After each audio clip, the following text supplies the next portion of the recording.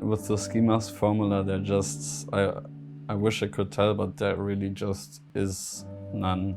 It's really just like the result of out of the stuff that I've been listening and just intuitive kind of decisions that I've been kind of making. It's a never-ending story for me, and I don't want to stick to kind of any formula. That's what makes the whole thing kind of boring or predictable. 스키 마스크에게는 수많은 찬사들이 뒤따릅니다.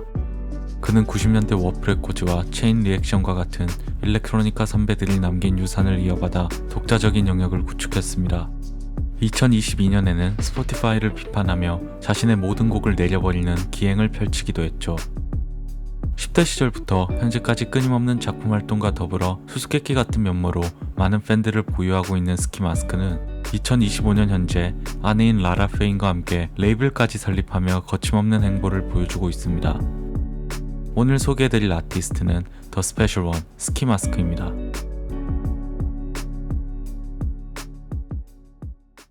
독일 미넨 근교의 작은 시골 마을 에머링에서 자란 브라이언 밀러는 어린 시절부터 음악과 긴밀히 연결되어 있었습니다. 음악 애호가였던 아버지의 영향으로 6살부터 드럼을 연주했고 이후 9년 동안 학교 밴드에서 활동하기도 했습니다. 훗날 이 경험은 그의 음악에 많은 영향을 주게 됩니다. 스키 마스크의 음악을 들어보면 드럼이 다채로우면서도 마치 라이브로 연주를 하는 듯한 느낌이 있는데 인터뷰에서도 이에 대해 언급하기도 했습니다. 2010년 밀러는 에이블턴 라이브를 독학하며 전자음악 작곡을 시작했습니다. 그는 사이언티스트라는 이름으로 사운드 클라우드에 자신의 음악을 올리기 시작했고 이는 곧 보이스 노이즈에 눈에 띄게 됩니다. 당시 보이스 노이즈는 독일이 다른 나라에 비해 전자음악 서킷에서 뒤지고 있는 것에 답답함을 느끼고 있었습니다. 그러던 중 트위터에 좋은 독일 프로듀서들이 어디 있지라는 글을 올렸는데 밀러의 친구가 그에게 사이언티스트의 사운드 클라우드 페이지를 보내줬고 며칠 뒤 보이스 노이즈가 직접 이메일을 보내면서 밀러는 보이스 노이즈 레코즈와 계약하게 되죠. 첫 EP 먼데이를 발매하자마자 반응은 엄청났습니다. 음악 전문지 이얼 밀크에서는 차일드 프로디지라는 표현을 쓰며 극찬을 하기도 했죠. 초기 사이언티스트 시절의 음악은 지금의 스키 마스크와는 꽤 많은 차이가 있는데요. 테크노를 기반으로 하긴 했지만 일렉트로나 힙합의 영향이 컸으며 밝고 강렬한 신디사이저 사운드가 특징이었습니다. 그는 이때가 일렉트로 클래시에 빠져 있었던 시기라며 실력은 아마추어 같았고 미래를 고려하지 않고 음악을 만들었던 것이 후회가 된다라는 말을 남기기도 하였습니다.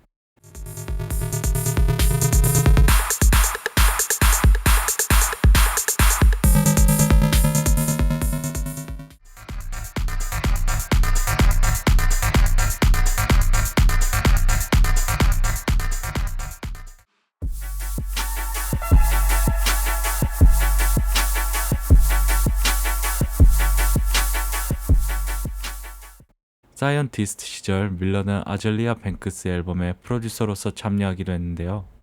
그는 에이펙스 트윈의 펄스 위스라는 트랙을 샘플링해서 만든 곡을 보이스 노이즈에게 보낸 적이 있었는데 이 트랙이 추후에 아젤리아 뱅크스의 쏘다라는 곡으로 세상에 나오게 됩니다.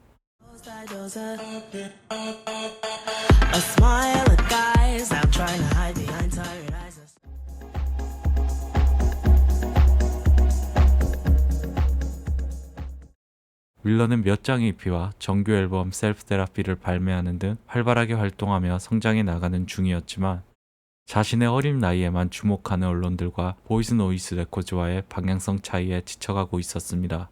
보이스 노이즈 레코즈의 설립자 보이스 노이즈는 스눕독이나 프랭크 오션 같은 아티스트들과 작업하는 등 메이저적인 행보를 보이는 프로듀서였는데 레이블은 사이언티스트 또한 이런 방향으로 나아가길 원했습니다.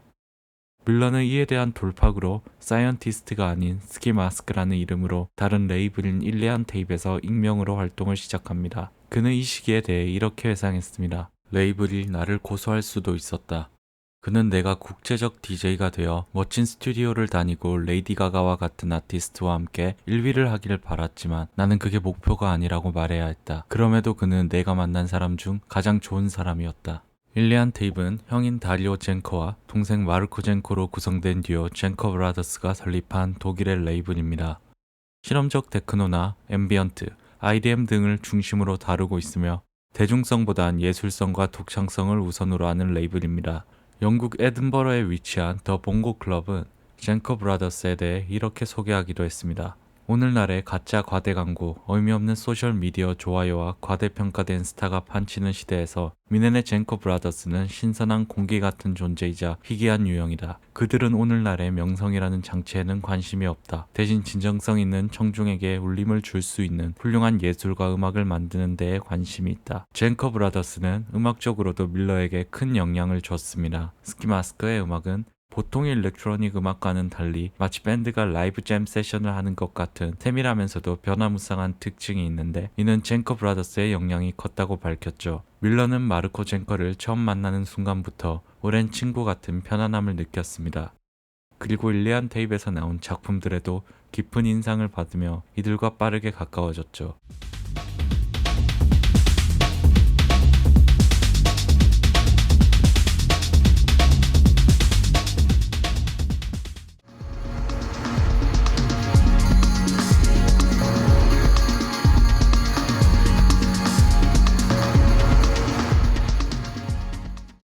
2014년 밀러는 일리안 테이프에서 EP 세럼을 발표하며 스키 마스크로서의 첫 행보를 시작합니다. 자신의 나이나 배경이 아닌 음악 자체로 평가받고 싶었던 그는 자신이 사이언티스트임을 숨긴 채 익명으로 앨범을 발표했습니다. 세럼은 이전의 사이언티스트 시절의 음악적 색깔과는 확연히 대비되는 특징을 보여줬습니다. 이 바탕에는 독일의 전설적인 테크노 레이블 체인 리액션의 영향이 컸습니다. 체인 리액션은 1995년 테크노 듀오로 활동하던 베이직 채널에 의해 설립된 레이블인데요. 이들은 미니멀과 덥 사운드에 중심을 두고 있었습니다. 스키 마스크는 체인 리액션에서 나온 작품들을 정말 좋아했습니다.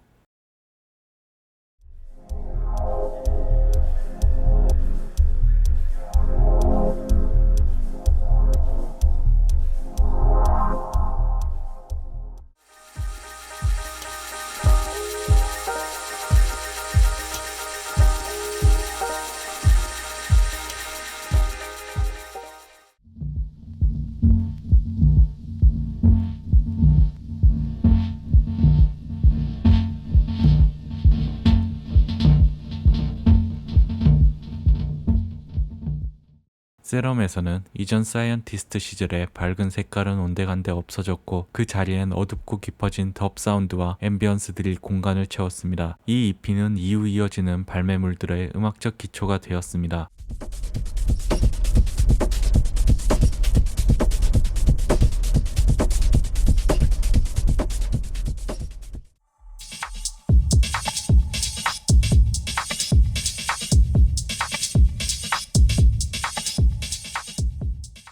이후 2015년 발매되는 EP 전트에서는 브레이크 비트와 IDM, 정글의 영향이 더욱 명확히 드러나며 한층 더 성장한 모습을 보여줍니다.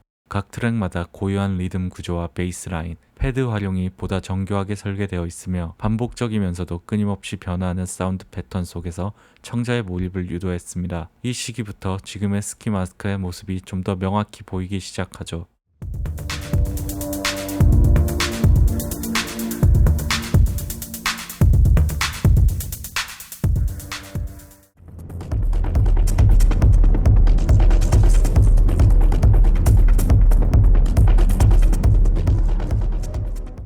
전트로부터 1년 후 발매되는 스키 마스크의 데뷔 정규 앨범 슈레드는 그의 음악적 실험이 본격화된 작품입니다. 스키 마스크는 이 앨범에서 테크노의 4분의 4박자 리듬보다 브레이크 비트를 선보이기 시작했습니다. 스키 마스크는 그 이유에 대해 테크노의 4분의 4박자 같은 경우는 자신보다 잘하는 사람들이 어차피 많다며 자신은 브레이크 비트를 더 선호한다고 이야기했습니다. 슈레드에서 그는 브레이크 비트를 바탕으로 다양한 스타일과 분위기를 실험하며 한층 더 세밀해진 드럼 프로그래밍과 풍성해진 앰비언트 사운드를 선보였습니다. 사운드의 질감 또한 전보다 무르익은 모습을 보여주었죠. 슈레드는 전체적으로 좋은 평을 받았지만 앨범의 전체적인 구조가 아쉽다는 비판이 있기도 했습니다. 어쨌거나 스키 마스크는 슈레드로 본인이 단순한 유망주가 아님을 증명했습니다.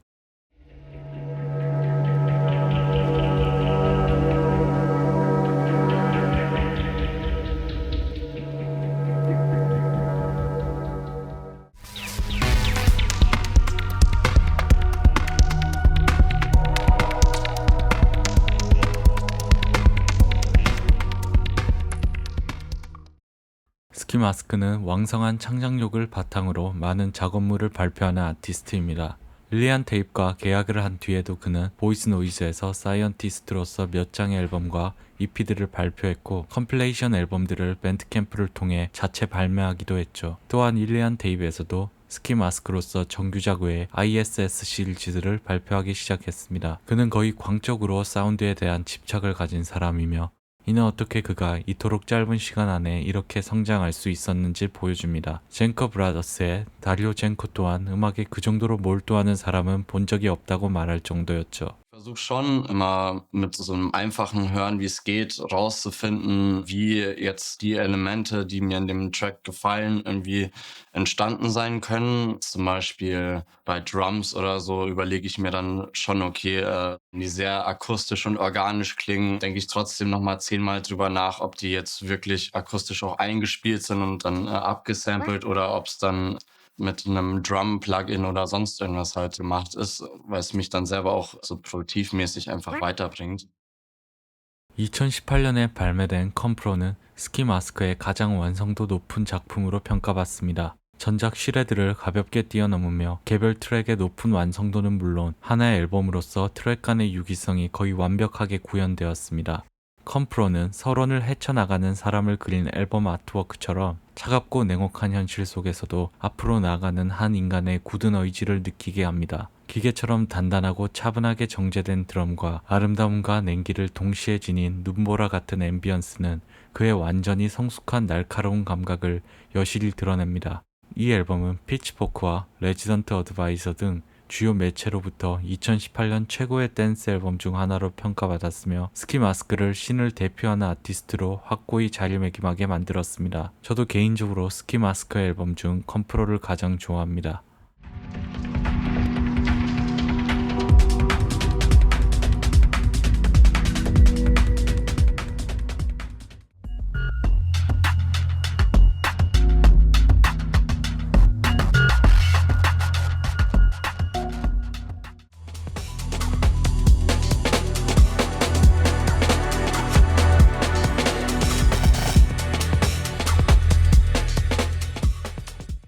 컴프로로부터 3년 후인 2021년에 발매된 풀은 전작 컴프로와 방향성에서 명확한 차이를 보여주었습니다. 서론의 냉혹함과 쓸쓸한 독백 같은 사운드스케이프를 가진 컴프로와는 달리 풀은 앨범 커버에서 암시되듯 울창한 숲과 생명력이 피어나는 듯한 역동적 풍경을 그려냈습니다. 이번 앨범에서 스키 마스크는 급진적이면서도 정교한 리듬과 함께 냉기 대신 따스함을 품은 앰비언스를 선보였습니다. 다양한 이펙트를 활용한 바리에이션 또한 이전보다 과감해졌죠. 러닝타임이 무려 100분을 넘지만 일관된 청사진 아래에서 치밀하게 배치된 18개의 트랙은 유연한 완급 조절과 예상을 뛰어넘는 아이디어 덕분에 자칫 루즈해질 수도 있다는 우려를 완전히 불식시켰습니다. 또한 풀은 브레이크비트라는 틀 안에서 다양한 스타일을 대담하게 탐구했습니다. 나아가 테크노, 푸드워크, 일렉트로 힙합 등 여러 장르의 리듬을 차용하며 자칫 매너리즘으로 흐를 수 있는 지점을 현명하게 돌파해냈습니다. 풀 또한 컴프로 못지않은 훌륭한 평가들을 받으며 역시 스키 마스크는 뭔가 다르다는 것을 완벽하게 증명했죠.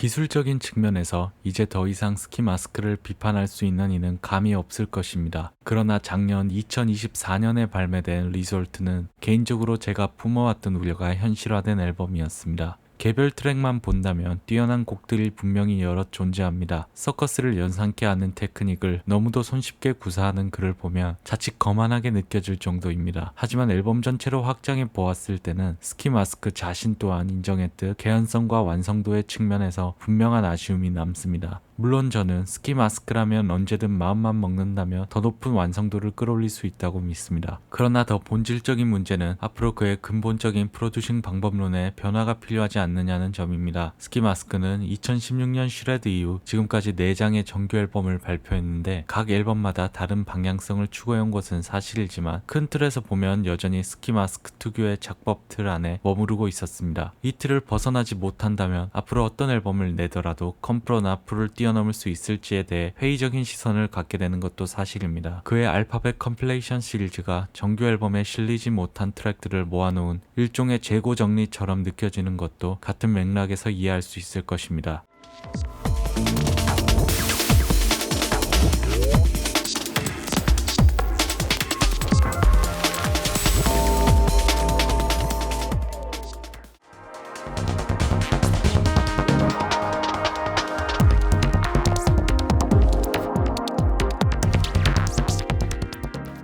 스키 마스크는 현재 한 아티스트를 넘어서 더 큰 프로젝트를 준비하고 있습니다. 작년 레지던트 어드바이저에서 그는 자신의 아내와 함께 새로운 레이블을 구상 중에 있다고 밝혔죠. 스키 마스크의 아내 라라 페이는 이 레이블이 음악과 아티스트 지원에 깊이 집중한 커뮤니티를 구축하려는 더 큰 프로젝트의 일부라고 설명했습니다. 그의 새로운 레이블 A Strange Child는 지난 9월 16일 위넨 출신의 프로듀서 콘레드 웨어마이스터의 EP를 발매하며 그 시작을 알렸습니다. 스키 마스크는 앞으로도 일리안 테이프에서 작업을 이어가고 밴드캠프에서의 무료 트랙들도 공개하겠지만 당분간은 이 프로젝트에 집중할 예정이라고 말했습니다. 스키 마스크는 씬에서 몇 안 되는 스타성을 지닌 아티스트입니다. 그가 앞으로도 좋은 행보를 보여주길 바라며 오늘의 영상 여기서 마치겠습니다. 영상 시청해주셔서 감사합니다. Die Lust ist halt auch immer einfach da, einfach rum zu experimentieren. Es gibt einfach immer noch so viele Möglichkeiten und es ist irgendwie noch überhaupt nicht richtig ausgeschöpft. Also ich höre den ganzen Tag eigentlich Musik. Das ist wirklich so eine Sucht.